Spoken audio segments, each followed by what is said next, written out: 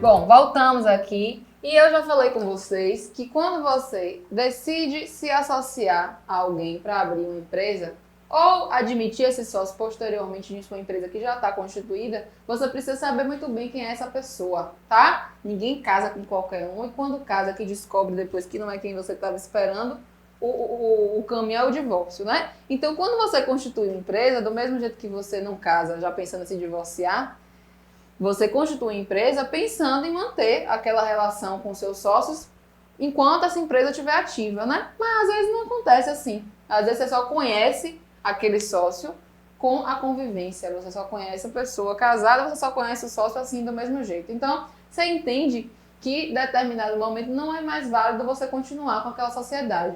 Só que o seu sócio ele não quer se retirar de bom grado, né? Cria empecilhos. E ele também não cumpre com as obrigações contratuais que ele se comprometeu a cumprir quando houve a constituição da empresa. Então, o que é que você pode fazer nesses casos? Existe previsão legal de possibilidade de exclusão do sócio e a gente vai analisar elas agora aqui comigo, bonitinho. A gente tem essa possibilidade aqui de exclusão de sócio por decisão judicial e eu quero acompanhar com vocês aqui no artigo 1030 do Código Civil. Ele diz que, ressalvado o disposto no artigo 1004, seu parágrafo único, tal, pode o sócio, que é a regra geral, pode o sócio ser excluído judicialmente mediante iniciativa da maioria dos demais sócios por falta grave no cumprimento de suas obrigações ou ainda por incapacidade superveniente. Então, descumpriu suas obrigações, leva esse caso para a justiça para poder tentar excluir esse sócio, né? Tem que comprovar e tal. Parágrafo único diz: será de pleno direito excluído da sociedade o sócio declarado falido ou aquele cuja cota tenha sido liquidada nos termos do parágrafo único do 1026. Tá? Aqui, no caso em que a sociedade se resolver em relação a um sócio, o valor da sua cota, considerada pelo montante efetivamente realizado, vai ser liquidado, sob disposição contratual em contrário e tal. E aí eu quero que vocês parem e deem uma lida nesses parágrafos, ok?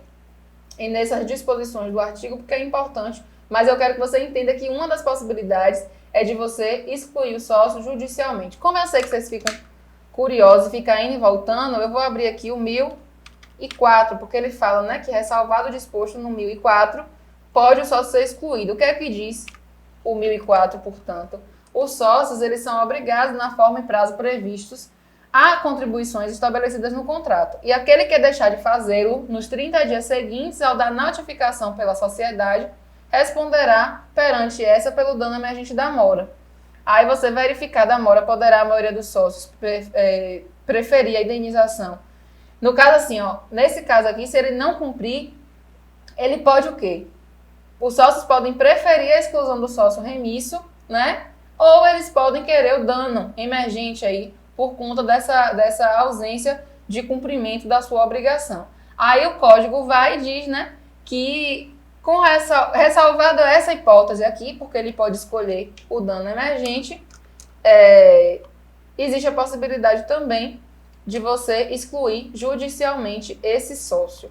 Só que existe a possibilidade aqui, ó, da exclusão do sócio também por justa causa. E aí já é a previsão do artigo 1085 do Código Civil, que diz o seguinte, quer que eu deixe ele para depois, porque ele já fala do 1030, que é o que a gente acabou de ler. Ressalvado o disposto lá, que é por decisão judicial, quando a maioria dos sócios, representativa de mais da metade do capital social, entender que um ou mais sócios não estão pondo em risco a continuidade da empresa, em virtude de atos de inegável gravidade, poderá excluí-los da sociedade mediante alteração do contrato social, desde que prevista neste a exclusão por justa causa. Vem cá, lembra que eu falei para vocês que a possibilidade de exclusão de sócios por justa causa era uma das cláusulas facultativas do contrato? Pois é. É uma das cláusulas facultativas, mas se não houver a previsão no contrato, lá na frente, quando você quiser excluir algum sócio, você não vai poder. Porque tem que ter essa previsão de exclusão aí, ok? Então, uma das possibilidades é a decisão judicial. Outra das possibilidades é quando você não precisa ir para a justiça para resolver isso. Porque o seu capital social, ou o seu, junto com o de outras pessoas, é suficiente para deliberar a exclusão daquele sócio. Mas não é em qualquer caso. Você precisa justificar devidamente. Volte aqui para o código. O parágrafo único, ó, isso aqui foi uma alteração da lei de liberdade econômica, disse que, ressalvado o caso em que haja apenas 2 sócios na sociedade, a exclusão de um sócio somente poderá ser determinada em reunião ou assembleia especialmente convocada para esse fim, ciente o acusado em tempo hábil para permitir o seu comparecimento e o exercício do direito de defesa. Então, regra geral, você precisa possibilitar, que esse sócio ele se defenda, ele tenha essa justa causa aí que estão alegando que ele fez, ele tem que se defender disso. Mas isso é para sociedades que seja constituída por mais de 2 sócios. Você vê que já coloca aqui no início que esse caso é ressalvado o caso em que haja apenas 2 sócios. Nesse caso, não precisa nem marcar essa reunião ou assembleia deliberando a exclusão da sociedade. Se houver cumprimento dos requisitos legais, ou seja, se o capital social for suficiente para essa deliberação e se houver previsão no contrato social da exclusão de sócio, numa sociedade composta por apenas 2 sócios, é possível realizar essa exclusão societária, tá bom? Pois bem, o sócio remisso é uma das possibilidades aqui. A gente até cita aqui isso no artigo 1030. Aí existe essa possibilidade, tá vendo? Indenização por danos emergentes. Não, perdão, no 1030 não, no outro, que a gente falou aqui, que o 1030 remete, né? A gente fala dessa possibilidade do remisso, que é a indenização, vou até confirmar aqui para a gente não ficar perdido. O 1030,